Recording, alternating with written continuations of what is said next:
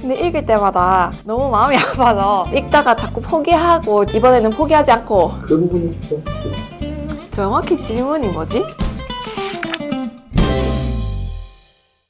안녕하십니까? 저는 울산센터 강주임이고요. 한강 작가의 소년이 온다 책 얘기를 해볼 건데요. 너무나도 많은 사람들이 지금 이 책 이야기를 하고 있지만 제가 제 시점으로 얘기해드리는 것도 좀 재밌을 수 있겠다는 생각이 들어서 이 책을 가지고 왔습니다. 대한민국 첫 노벨 문학상 수상이었죠. 같은 언어를 사용하는 사람으로서 이게 뿌듯하지 않을 수가 없는 결과인데요. 한강 작가님은 2016년에 채식주의자로 또 맨부커상을 수상하기도 하셨습니다. 이번에 노벨 문학상을 수상했던 저는 한강 작가님의 많은 작품 중에서도 소년이 온다 얘기를 해보려고 하고요. 수상 이유를 간단하게 짚고 넘어가자면 그녀의 강렬한 시적 산문은 역사적 트라우마에 맞서고 인간 삶의 연약함을 드러낸다. 책 읽어보면 무슨 말인지 와닿는 평이 아닐까 싶어요. 사실 제가 그 한강 작가님 책이 너무 유명하니까 읽으려고 시도한 적이 엄청 많거든요. 근데 읽을 때마다 너무 마음이 아파서 못 읽겠어서 약간 읽다가 자꾸 포기하고 중도 하차를 하게 됐었단 말이에요. 하지만 그 한강 작가님 무슨 인터뷰를 보다가 어떤 상처는 결국 덮어놓고 도망쳐서 해결되는 것이 아니라 그 자리에 그 상처는 계속 남아있다고 그러면 뭐 그런 내용의 인터뷰를 하신 걸 봤었는데요. 어찌됐든 어떤 과거의 아픈 상처를 들여다보는 것도 중요하지 않나라는 생각이 들어서 또 이번에는 포기하지 않고 끝까지 읽어봤습니다. 줄거리는 뭐 다들 아시다시피 그 5월 18일에 광주 민주화운동 얘기를 담고 있고요. 어떻게 해서 발생을 했고 역사적으로 순서가 어땠다라는 내용보다는 그 전쟁의 참상 안에 있는 개개인의 모습을 조명하는 소설이라는 생각이 들었습니다. 주인공이라고 할 만한 사람을 찾기는 좀 애매한 책이긴 한데요. 그래도 하나 말씀드리자면 중학교 3학년인 평범한 학생 동호가 등장을 합니다.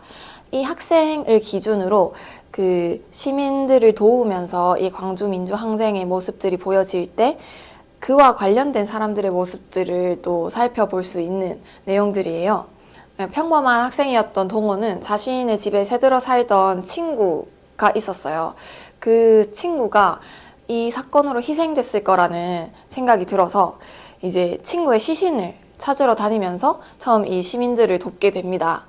그래서 동호는 시민들의 그 시체를 좀 정돈을 하고 또 이제 유가족들이 시체를 찾으러 왔을 때 조금 빨리 찾을 수 있도록 그 리스트를 작성하고 뭐 그런 일을 했어요. 하면서 이제 주축이 되어서 이런 장소에서 돕고 있는 사람들의 이야기도 이제 조금씩 들어볼 수 있게 되죠. 이 광주 민주항쟁이라는 큰 사건에서 결국엔 주제가 되는 게 어찌됐든 죽음과 상실일 수 있을 텐데 그래서 약간 영혼에 대한 이야기도 많이 등장을 합니다.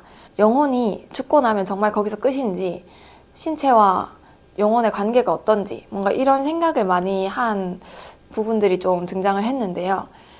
너무나도 많은 사람들이 죽어가는 이 풍경과 상황 안에서 죽음이 그대로 끝이라는 생각을 하기가 더 버겁지 않았을까라는 생각도 조금 듭니다. 뭐 특징에 대한 이야기를 해보려고 하는데요. 뭔가 인간성에 대한 주제가 가장 뚜렷하게 등장하는 책이라고 생각을 했습니다.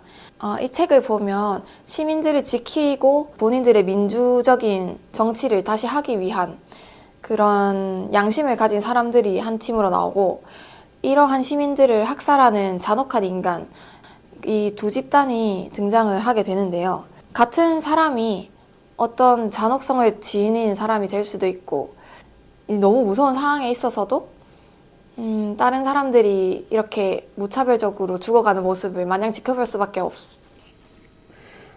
지켜보기만 할 수는 없었던 사람들 이렇게 두 모습이 모두 등장을 합니다. 가해자보다는 피해자 중심적인 서사들이 많이 등장을 하니까 죽지 않은 사람들의 죄책감 그리고 죽어간 사람들의 공포감이 가장 좀 와닿게 느껴졌는데요. 내가 그때 이런 선택을 했다면 이 사람이 안 죽을 수 있지 않았을까에 대한 후회가 많이 느껴지는 부분들이 있었던 것 같아서 사람들의 심리와 그 힘든 마음들에 대한 생각을 좀 많이 하게 됐던 것 같습니다. 저는 이게 좀 마음이 아팠던 부분이 너무 내 주변에서 볼 수 있는 사람들의 모습이어서 그게 조금 더 슬프게 느껴졌던 것 같아요. 그 정대를 묘사한 부분 중에 조금 인상 깊었던 부분이 숨을 쉬렸고 너는 평소에 정대를 생각했다. 아무 일 없었던 것처럼 대문을 열고 들어올 것 같은 정대를 생각했다. 여태 초등학생같이 키가 안 자란 정대. 그래서 정미 누나가 빠듯한 형편에도 우유를 배달시켜 먹이는 정대. 정미 누나와 친남매가 맞나 싶게 못생긴 정대. 단추구멍 같은 눈에 콧장드니 번번한 정대. 그런데도 귀염성이 있어서 그 코를 찡그리며 웃는 모습만으로 누구든 웃겨버리는 정대. 그 피해자나 희생자들이 너무 우리 주변에서 쉽게 볼 수 있는 이웃의 모습이라는 게 좀 와닿게 느껴져서 그 남일이 아니라, 당연히 남일이 아닌 우리의 이야기이지만 그런 부분이 조금 더 와닿게 느껴졌던 것 같습니다. 그리고 이건 읽으면서 좀 특이하다고 생각했던 부분이기도 한데 다성성 기법이라고 하더라고요. 약간 문체가 여러 가지 섞였다라는 이야기인데 이 책을 처음 부분을 읽다 보면 나는 어떻게 했다, 그는 이렇게 했다 같은 우리가 자주 보이는 1인칭과 3인칭이 아니라 너는 이렇게 느꼈다, 너는 이렇게 했다 처럼 2인칭으로 보이는 문장들이 많이 보여요. 그래서 그런 부분이 좀 신기하다고 생각을 했고 읽으면서 그런 시점 부분이나 문체가 조금 섞이는 부분들이 많이 느껴졌거든요. 근데 이게 조금 일부러 그랬나? 라는 생각도 드는 게 어찌됐든 이거는 인간에 있어서 되게 큰 사건이었고 사람들이 이 사건을 좀 잊어가는 그런 부분들이 있다 보니까 어떤 인간 전체를 포괄할 수 있는 그런 문체를 선정하신 건가? 라는 생각도 좀 들었습니다. 뭔가 마무리하기에 앞서서 제목 얘기를 좀 해보고 싶은데요. 이게 그 한글 제목은 소년이 온다인데 그 영어 제목으로는 Human Act라고 되어 있더라고요. 그러니까 인간의 행위 혹은 인간의 행동이라고 이제 이해를 할 수 있을 것 같은데 소년이 온다를 읽었을 때 그 인간을 통칭하는 말로 뭔가 상징성 있는 단어로 소년을 선택한 게 아닌가라는 생각이 들고요. 이 한글 제목에서는 그 집단을 대표할 수 있는 인간을 소년으로 쓰고 행동을 온다로 쓴 느낌이라면 영어 제목에서는 이걸 또 통칭할 수 있는 human이라는 단어와 act라는 단어를 선택하지 않았나 싶은 생각이 들었습니다.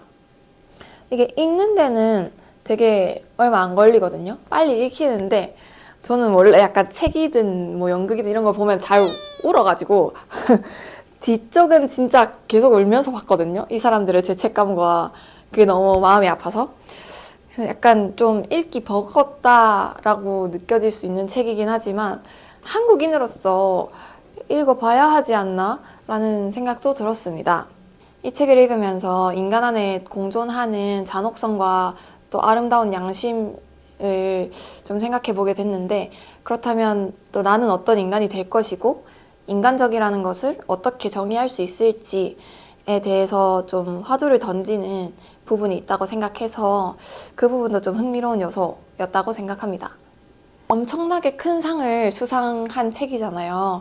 그러니까 좀 이렇게 큰 상은 어떤 책이 수상을 한 걸까라는 호기심으로라도 이런 책을 접할 수 있다면 그것도 저는 좀 좋은 기회라고 생각하거든요.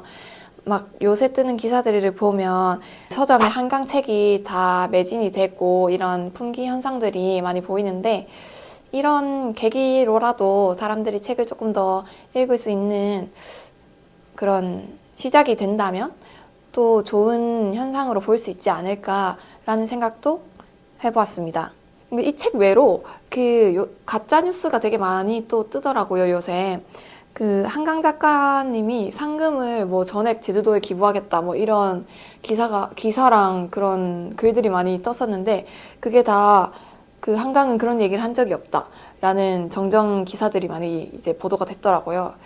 또 역시 이 허위 정보는 어디까지 판별을 할 수 있을까 대한 생각을 또 담당자로서 안 할 수가 없는 부분이 있었고요. 결국엔 이 말을 한강 본인이 진짜로 한 말인가, 그 부분이 가장 또 확인해야 하는 요소가 아닌가, 어렵지만 그런 생각도 들었습니다. 읽으면 마음이 좀 아픈 책이지만 또 읽기를 추천드린다 라는 얘기를 들으면서 이번 영상을 마쳐보겠습니다. 또 이렇게 긴 영상 봐주셔서 감사하고요. 전 또 다른 추천드릴 만한 책으로 돌아와 보겠습니다. 감사합니다. 네, 약간 질문 같은 거 하나 드려볼까요? 카메라 감독님이 질문이 있으시대요. 하십시오. 네, 질문 하나 드리면은. 나 무서워. 아니요. 책도 미디어의 일종이다라고 말씀하셨는데, 책 또한 미디어인데, 그럼 이 책이 이 책이 이 5.18 사건을 어떻게 조명하고 있는가에 관해 조금 생각을 해보면은, 우리는 이 책을 읽고 이제 너무 아프고 힘들다라고 이제 말씀을 주셨잖아요. 어떤 느낌을 재현했길래 이렇게 우리한테 아프고 힘든 감정을 주었을까? 그 부분이 조금 궁금합니다. 정확히 질문이 뭐지? 어떤 부분 때문에 내가 이렇게 마음이 아팠냐고요? 네. 어... 간단히 말해볼게요. 뭔가 아까 약간 언급하긴 했는데 너무 내 주변인처럼 묘사가 됐기 때문인 것 같아요. 그러니까 내 삶에서 볼 수 없는 사람들의 모습이 아니라 그냥 내 옆집에 살 것 같은 사람들이 당장 피해를 당했고, 그러니까 뭔가 우리가 영화든 책을 보면 그 주인공이나 화자랑 친해지는 단계가 있잖아요. 정보를 얻으면서 친밀감을 느끼게 되는 시점이 있는데, 그런 시점에서 와장창 약간 다 이렇게 깨지거든요. 그렇게 느껴지는 묘사가 잘했다는 생각도 드는 게, 전쟁이나 범죄의 불확실성에 대한 부분도 좀 와닿았고요. 그냥 잔인한 부분도 있습니다. 고문이 이랬다 저쨌다를 자세하게 묘사하면서 결국 그 고문에서 벗어나서 그 생존자가 되었을 때도 결국 그 트라우마들로 인해서 정상적인 삶을 살아가지 못하는 모습이라든지 그런 게 되게 현실적으로 묘사되는 부분에서 전 좀 마음이 아프다고 느꼈습니다.